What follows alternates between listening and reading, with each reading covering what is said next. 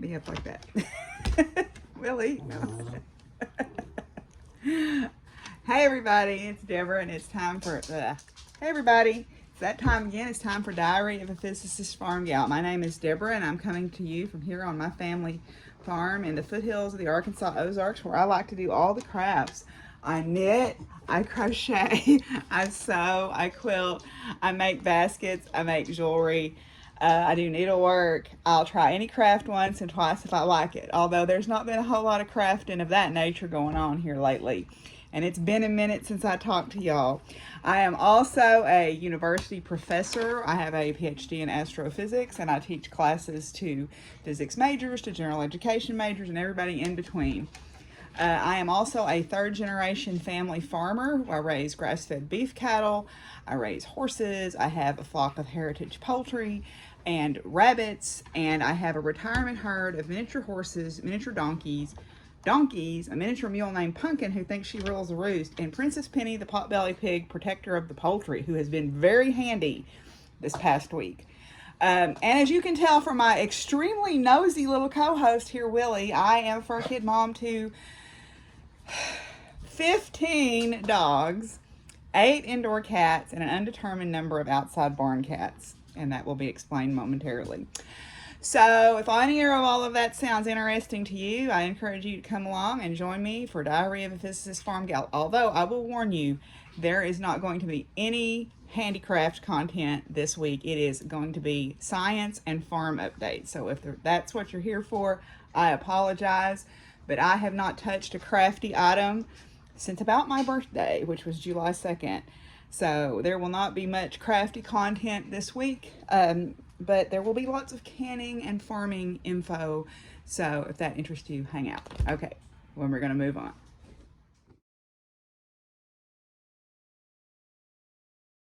Okay, if you're looking for us on social media, my farm Facebook page is the same as my YouTube channel name. It is Buckthorn Farms, and I post lots of farm-related articles and tips and blog posts and pictures and all of that kind of stuff, kind of see what's going on here. And also you can find me on Instagram and on Ravelry as Doc Firewoman. And you can also find a group on Ravelry for this podcast, Diary of a Physicist Farmgal, where you can find out about make-alongs and all of that stuff. I'm not going to go over all of the make-alongs, but I am going to point out 2 that I am co-hosting with other people. First one is the Blizzard in July make-along that you can hashtag Blizzard in July 2020, or it may be just 20, but it's with the Knit Knack Knits podcast, and that is to crochet snowflakes. And I gave away the Jessica Wiffall collection. The person has received that, and hopefully they're enjoying it. And then the other one is the I Am Worth It make-along 2020. And this is with Kirsty from Grenade Creations. And that is any craft that you make something for yourself. Any craft where you make something for yourself. Now, both of those are going to have hashtags that you can follow on Instagram, because I know right now there are some issues with people using Ravelry. I will continue to use Ravelry most likely, because it is an easy way for me to have everything in one place. But I am also mindful that not everybody can use it well or easily right now, rather. And I'm not sure when or if those issues will ever be resolved. Hopefully they will listen to the community and resolve them. But at any rate, so therefore there will be some hashtags for those make-alongs that you can follow on Instagram as well. So that being said, and here is Simon up here with his face, I'm going to move on. Again, there is no handicraft content this week. But lots of science, and not lots of science, but some interesting science, and lots of farm chat. So this is going to be a fairly short one, y'all.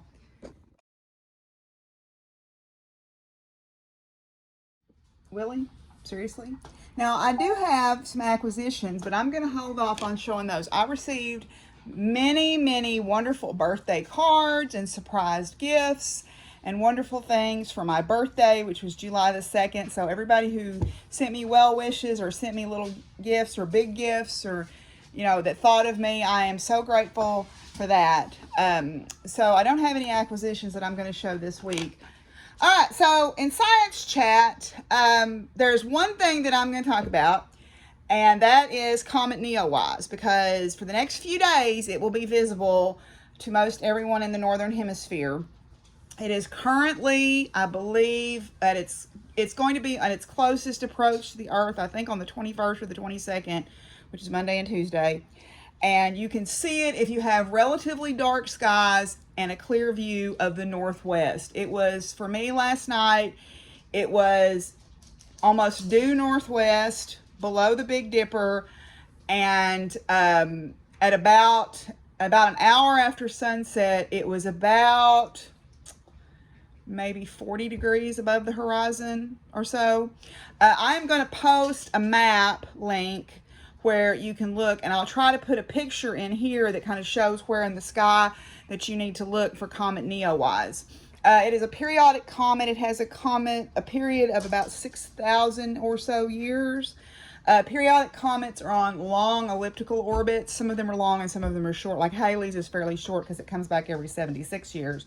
But Comet Neowise's period is about 6,000 years. It's named after the Search telescope function that found it. So that's why it has kind of an unusual name. So that is the big science thing that I wanted to mention, because I think that that's kind of a cool, timely thing that's going on right now. So I wanted to let y'all know about that so that you could go out and look at it in the next couple of nights. So we're going to talk about farm stuff now.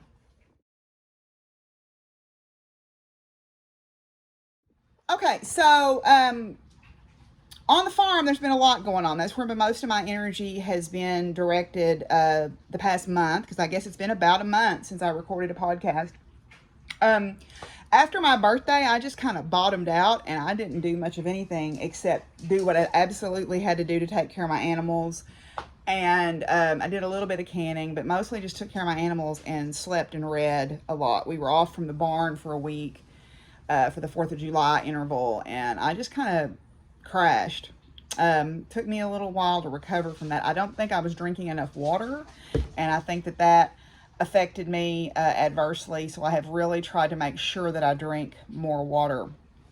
But the big thing that's been going on here, obviously, is canning. Now, we did find out that the county fair is really not happening. They're going to have the livestock show for the kids because the kids have invested money and time in raising these animals, which I think that's totally appropriate and fair.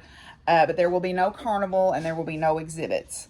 So I guess we'll just carry over everything that we've worked on and carry it over to next year. So that was kind of the big thing that we found out.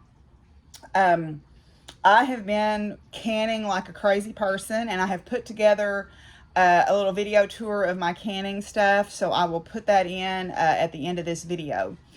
The barn has been going very well. We did have some issues with some health concerns for horses. Tuffy, the little Palomino mare that I raised, that's over there now, she had a bout of laminitis, which can be very serious for horses, where the lamina, which is a layer of the living layer of the hoof tissue, became inflamed and irritated. And so I spent a week soaking her feet in buckets of ice water and I bought her special low starch food and low starch treats, and put everybody on strict alert that they were not to give her regular treats and that I would be responsible for feeding her. And she has been confined to a dry lot for right now until we get this kind of corralled and in control. It is improving significantly, but she is still on a pretty short leash in terms of me watching her. Flame is doing much better. We had some problems with white line disease because the ground where they eat their hay gets so mucky. There's not a lot of ground for them to roam on over there. So I've had to really pay attention to keep her feet cleaned out very well. But other than that, she's doing very well. Trixie is back at boot camp for the next week or two, and we have been doing really good with her. She is accepting a person on her back. She is beginning to learn how to give to the pressure of a rein rather than me having to guide her from the ground. you know, so far so good. She did show a little attitude on Friday, so we spent some time on ground school, kind of getting her through that. But she's been doing very well, so I've put together a little montage of what we've been doing with her too, and I'll put that in. We've just been working on, you know, different activities with everybody, working on seat position and working on body position and working on collection for the horses that need to build top line. So that's been keeping us busy. It has been incredibly hot here. The heat index, which is the heat, and then factoring in the humidity for how it feels outside, has been in the 110s range Fahrenheit, which is incredibly miserable, and it makes it very difficult on all the animals. So we have to really watch our horses and make sure that they're not getting overheated. The animals here, I make sure multiple times a day that they have plenty of fresh, cool water. Penny has a cool mud pit that she can go, go get in. The rabbits are getting ice bottles. The next thing that's going on with the farm, I guess, is I had a coon attack. I'd been really fortunate, but I had moved the movable duck pen down pretty close to the road, and the raccoon found it. So I lost some birds. I caught it in there and chased it with a broom. I'm kind of a live and let live person. I'm not going to kill a raccoon for being a raccoon, but I would encourage it to go elsewhere. So I have a live trap set, and I have moved all the birds into the big coop where Penny stays. So we haven't caught it yet. I have put cat food in there. I have put tuna fish in there. Last night I put Fritos in there because my friend Tim says that Fritos is the way to catch them. So far, nothing. It may not have come back, but it will be back eventually, because once they find a source of food, they're not going to give it up easily.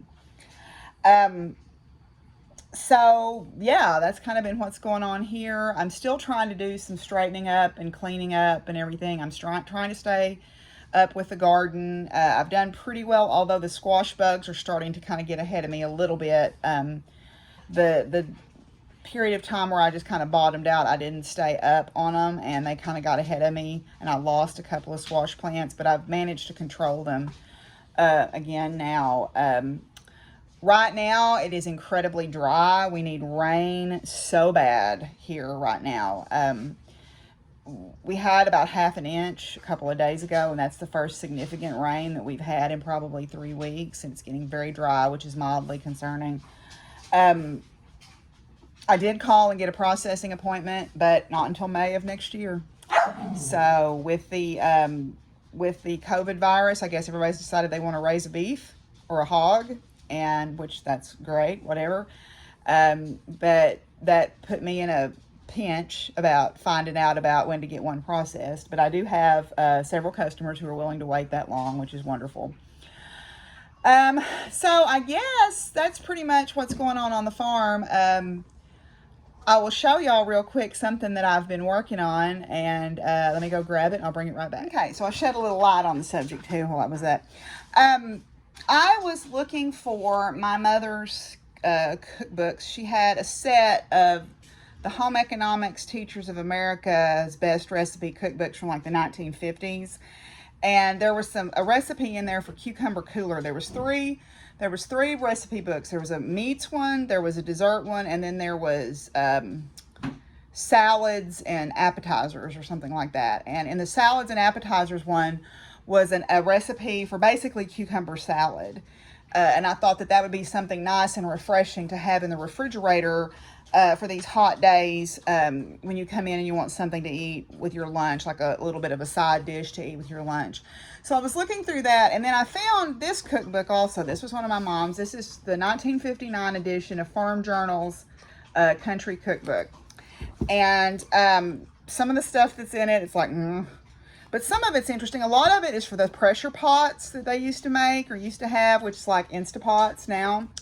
But what caught my attention was a recipe in here for clear watermelon pickles.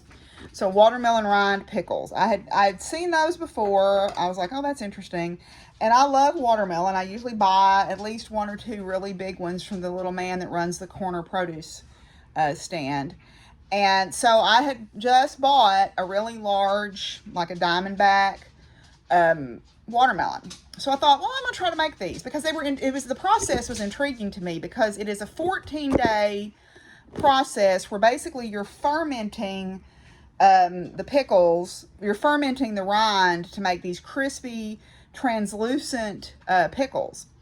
And you use a lot of sugar, but the sugar feeds the ferment, and then it makes a nice sugar syrup to go with it. And then you pack it with spices.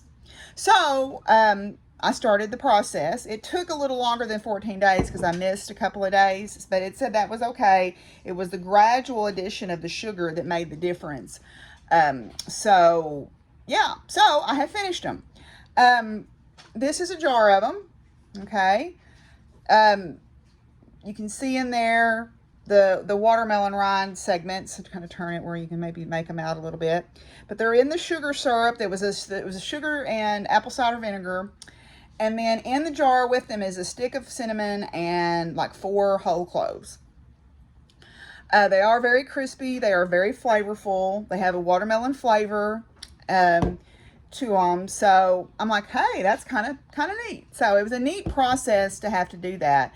So I decided that I would try that. So I fermented them in an enameled pot. The crock that I have has a crack in it, so I didn't want to use that. But yeah, so I have done that. And then, like I said, I have put together a little video clip of my canning tour. Now, one thing that I will mention that I thought was interesting, I was watching a BBC documentary from like the 70s called Too Long a Winter, and it was about farmers in Britain, and it brought to it brought a woman named Hannah Hawkswell to the public's attention. And I kind of feel some kinship to her because she lived alone on a farmstead, and she was a subsistence farmer. She didn't have any family. And at the time they found her for this documentary, she lived in a croft that didn't have any electricity or any running water. And, you know, it was a hard scrabble life that she was living. But it was very interesting to hear her talk about how she loved the land and how this was the life that she loved and this the life that she knew. And it really struck a chord with me. Well, then they go back about 20 years later, and she's in her 70s, mid-70s, and she's starting to have some health issues, and it's time for her to sell the farm and move to town. And listening to her talk about this gut-wrenching process of selling, you know, her family had lived in that land, lived in that croft for 3 generations. And, you know, that hits home to me. And so she had this book called The Common Sense Book of the Country Woman. And it's just little anecdotes about living on the farm that she talks about. And then, you know, she kind of became a celebrity after she moved to town because people sort of fell in love with her story. And so she became a minor celebrity after that, after moving into town. So I just thought it was really neat to read about her and listen to her stories as well. So anyway, I wanted to kind of introduce her to those of you who are not familiar with her. I know that her farm, when it sold, a large part of it was bought by a trust that kind of preserved it and called it Hannah's Meadow and all this stuff. So I thought that was really neat. But I picked up one of the books about her, one of the books that she wrote, and I thought that it's just a very quick little read. So one of the things that kind of hit home to me was one of the first little sections that she writes is called A Misfit at the Mirror. And it says, I have always felt something of a misfit, perhaps still do to a certain extent. Outside the home, I didn't have a happy childhood, didn't like school, found it difficult to make friends. I felt rather left out, like the ugly duckling in the Hans Christian Andersen story. But one day I looked in the mirror and discovered, to my surprise, that I wasn't really ugly after all. In fact, I was reasonably pretty. I was about 9 or 10 at the time, and it was the first occasion that I had looked at myself in a mirror in that way. And then it goes on, and talks about that, living on the farm. And it says toward the end, even today, I still regard myself as something of a misfit. Some people have asked whether I would have been happier had I been born in a different age and situation, even imagining me like a character out of a Jane Austen novel indulging in polite conversation, sewing, playing the piano, and attending regimental balls. It's a nice thought, but I don't think I would have fitted in anywhere. Apart from one or two exceptions, I suppose I have been happy with the time and place which I was born. So I thought that was kind of neat. You know, because I think some of us feel that way, especially those of us who live a life that a lot of people don't understand. You know, living here on this farm is definitely a choice, and it is a choice to commit to something. I mean, to commit to working hard and to having to be out in the weather and to dealing with loss of animals and to dealing with, you know, maybe having to put off buying a new car or something for several years, because the land comes first in my world. The land and the animals come first. And that was the commitment I made when I took this on. And I guess in a lot of ways, I'm married to this place. So anyway, I just wanted to share that with you. So I'm going to slot in a couple of videos here, video montages. The first one is the tour of my canning stuff. And then the second one is a little bit about what we're doing with Trixie. You'll see us doing there'll be some photographs and some little short video clips of us doing groundwork with her and us doing walking with her. You may hear us counting in the background, and that counting is us. That's her safety. That's her security blanket. She knows if we're counting, we're working. And so that anything we do to her is not threatening. It is just an exposure or an experience that she has. So, yeah. So I think that that's all I've got for y'all today. I'm sorry that this is so short, but I'll slot in those videos and then we'll come back and I've got a final thought for you. Okay, guys, I'm in my utility room, laundry room. You can probably hear my washer and dryer both running busily in the background. And I thought what I would do is, since I haven't done a lot of handicrafting, show you what I have been working on. So this is one of my areas where I keep my canned goods. This is the main one. These were purpose-built shelves that my dad and our neighbor built when my grandparents had this house built, and they are built to accommodate quart-sized jars. As you can see, the quart size fit exactly in there. So I thought I'd give you just a little tour of my canning to show you what I've been working on. So we'll just kind of go row by row here. The top shelf, this is all oils that I have infusing with the different things that I dried earlier in the spring. So I've got a tag on each one that says what's in it, what kind of carrier oil it has, and when I started it infusing. Then over here, we've got kind of a mixed bag. I've got some dried mushrooms, some more dried herbs. These are seeds that I'm saving, broth, and then some dried orange pieces. And then down here is another mixed shelf with some dried material on it, and then more broth and green beans. And then over here is another shelf. This has got some of my salve that I make. This is peony flour insured, or peony infused sugar. This is some sawdust that I just put in a jar. Some more balm, seeds, and these are more dried herbs. And then my little guardian witch ducky there. This shelf is all different kinds of salsa. So I've got the regular red salsa and salsa verde. So that's all this shelf. Then we get over here, some more dried stuff, and we have relishes, pickles, some more seeds, green beans. Down here, we've got pickles behind, some orange slices, more dried orange peels. Behind those, if I can pull them out, are more pickles, dill pickle slices, jalapeno slices, more dried herbs with some pickled okra and some pickled asparagus. This is mustard, and then behind that is the milk that I talked about canning earlier this year, which is like evaporated milk. Then down here is chili beans, pie fillings, more green beans, and more broth. Okay. Now, some of this I did last year and some of it is from this year. Then down here we get into, these are some jams and jellies. I have some carrots, baby carrots back there I talked about doing. Then more jams and jellies. This is blackberry pie filling. More jams and jellies. more jams and jellies. I give a lot of those away, so I make a lot of those. So that's the primary canning area that I have here. Now we'll look at my secondary area. So because I've run out of room in my primary area, I've had to clean out part of my linen cabinet. So this is normally where I keep extra toilet paper and paper towels, and I've got those all crammed in another area. So this is all salsa. There's 17 pints of salsa there.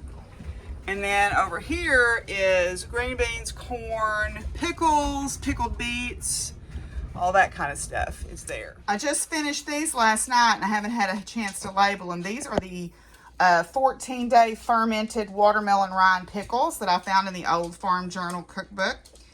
If you follow me on Instagram, you saw that. And they've got whole cloves and a stick of cinnamon in each jar. And they were fermented for 14 days with a sugar syrup.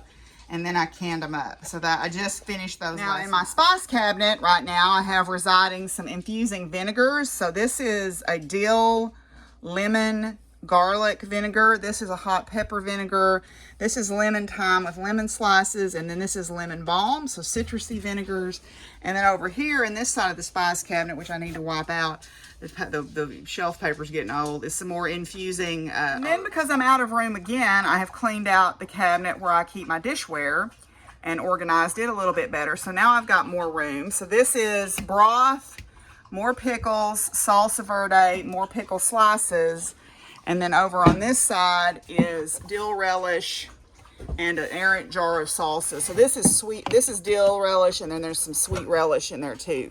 So I've still got a little bit of room here to put my watermelon pickles, and then I have some tomato puree that I'll be putting in here too. So that's kind of my tour of my canned goods.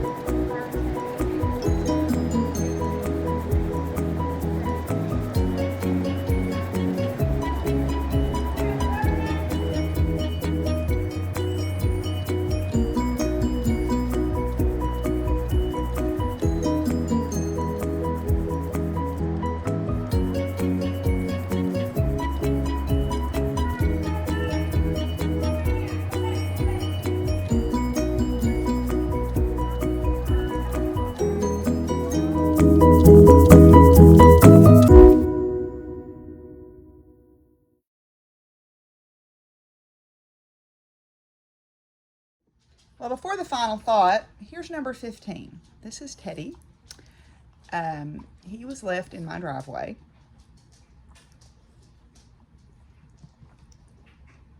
and I could find no owner, find no microchip. I'm pretty sure I know how he ended up there. And so here he is. Yes, he's a barker, and I think that somebody just got mad at him. So you want to hop down, Teddy? You want to hop down? No?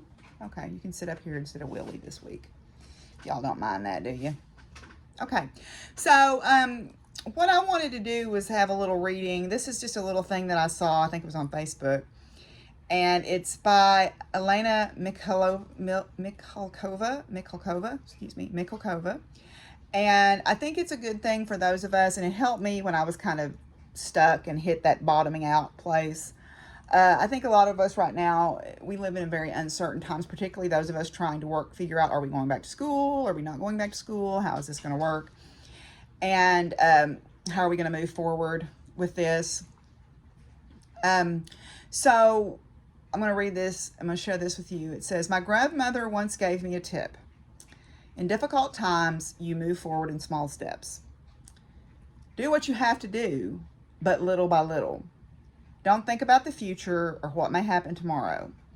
Wash the dishes, remove the dust, write a letter, make soup. You see, you are advancing step by step.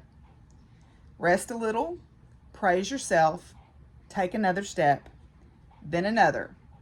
You won't notice, but your steps will grow more and more. And the time will come when you can think about the future without crying. So I think that that is excellent advice for right now. And so I'm going to leave y'all with that. I hope that you are all doing well. I have been putting up some Zoom activity.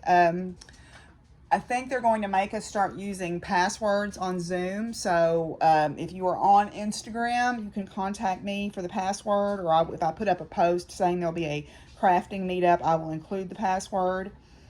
Or you can contact me privately through my farm email, which is just Deborah@buckthornfarms.com, or you can contact me through Instagram or Ravelry. I would love to have you come hang out. And well, I guess that's it. So I'm sorry this week is kind of short and sweet. I have started to slowly pick up some crafting again, so hopefully it won't be a month before I talk to you again, and hopefully I will have some crafting content to show you. So until I see y'all again, y'all know the drill. Y'all be good to each other and take care of each other, especially these days. Oh, there's somebody at the door. It's okay. And peace out, y'all. Bye.